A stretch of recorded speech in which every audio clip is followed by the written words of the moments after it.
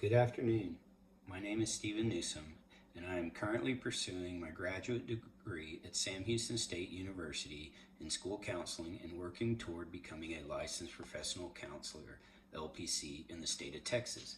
As future LPCs, we must not only provide high-quality clinical services, but also actively advocate to remove systemic barriers that prevent individuals and communities from accessing appropriate mental health care.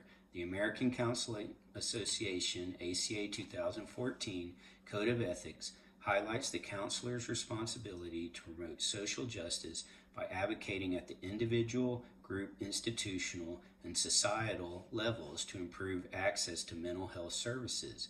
This responsibility underscores the crucial role counselors play not only as clinicians, but also as agents of change within their communities. The first barrier I'd like to discuss is stigma and negative attitudes toward mental health. Stigma continues to be one of the most pervasive factors influencing whether individuals seek care. As Prizeman et al. 2024 explains, public stigma consists of broader negative stereotypes about people with mental health conditions, whereas self-stigma occurs when individuals internalize those societal attitudes. Structural stigma is embedded in policies and institutional practices that limit opportunities and reinforce unequal treatment for individuals with mental health concerns. One of the most effective ways to combat stigma is through contact-based interventions where individuals with lived experiences share their stories in schools, community forums, or faith-based settings, the Lancet Commission 2022. Research shows that this form of contact is more effective in shifting attitudes than information alone, Parsesi and Kabasa 2016. As counselors, we can intentionally collaborate with community organizations to host events that feature live experience speakers, helping to humanize mental health and normalize help-seeking behaviors. Another approach involves psychoeducation and language reform. Counselors can normalize mental health struggles by integrating mental health literacy programs in schools and community spaces, using person-first language and dispelling myths surrounding help-seeking behaviors, Chakwama et al. 2024. For example, emphasizing mental wellness and recovery-oriented language can decrease shame and encourage individuals to view counseling as a proactive choice rather than a last resort. The second barrier I'd like to discuss involves financial, insurance, and policy-related challenges. Many Texans, particularly those in rural and underserved communities, face significant financial barriers to receive care. Mongoli et al. 2020 found the cost and lack of insurance coverage are among the most frequently reported obstacles to accessing mental health services. Additionally, reimbursement disparities for LPCs have historically limited the availability of services in certain areas. The Texas Counseling Association 2019 has advocated for legislative changes that would ensure payment parity for LPCs, including Medicaid and Medicare reimbursement, to improve access to counseling services statewide.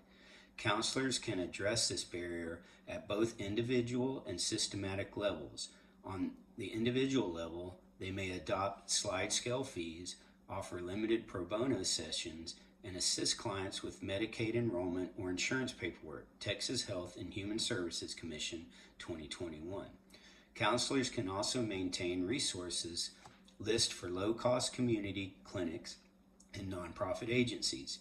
At the systemic level, counselors can advocate for insurance reimbursement parity, collaborate with professional organizations to influence policy changes, and participate in community advisory boards to improve mental health funding and service delivery. The last barrier, the third barrier, is the transportation and technology divide, which has gained increased attention in recent years. Many clients, especially in rural Texas, struggle to attend sessions because of limited public transportation or long travel distance. A call to action to address rural mental health disparities 2020. Furthermore, disparities in broadband access and digital literacy can limit telehealth use for low-income or older population. Disparities in Telehealth Access 2023. As Telehealth and Digital Divide 2023 notes, these gaps can lead to reduced access and increased disparities in mental health care for vulnerable populations. To address these issues, counselors can implement telehealth services using HIPAA compliant platforms, offer technology orientation to clients unfamiliar with virtual therapy, and collaborate with schools or libraries to provide private rooms with internet access. Additionally, counselors can engage in advocacy for broadband infrastructure expansion and telehealth reimbursement parity to ensure that technology acts as a bridge rather than a barrier. Texas Health and Human Services Commission 2021. In conclusion, LPCs in Texas have both an ethical responsibility and a unique opportunity to remove systemic barriers that limit access to mental health services by confronting stigma through contact-based interventions and psychoeducation, addressing financial and insurance inequities through both individual practice adjustment and legislative policy, and leveraging telehealth to overcome transportation and technology gaps. We can create a more equitable mental health system. This is consistent with the ACA Code of Ethics and the CACRAP standards, which call for counselors to serve as advocates for the mental health equity at all levels of society. Thank you for listening and have a good day.